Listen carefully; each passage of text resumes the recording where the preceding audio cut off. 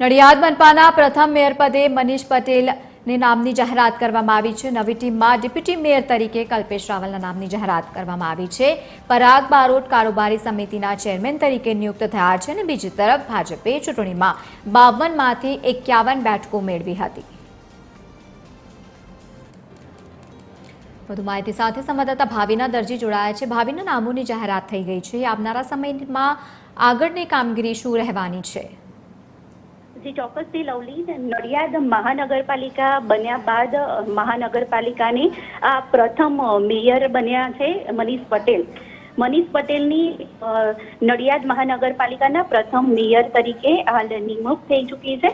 મહત્વની વાત કરવામાં આવે તો મનીષ પટેલ નડિયાદ વિધાનસભાના જે ધારાસભ્ય છે પંકજભાઈ દેસાઈ તેમના નજીકના ગણવામાં આવે છે અને ચોક્કસથી મનીષ પટેલ અગાઉ પણ પીપલગના સરપંચ પણ રહી ચૂક્યા છે। આ સાથે પક્ષ સાથે કેટલાય વર્ષોથી જોડાયેલા છે।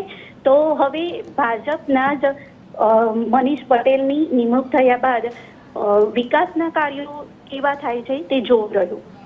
બિલકુલ, આભાર સમગ્ર માહિતી સાથે જોડાવા બદલ।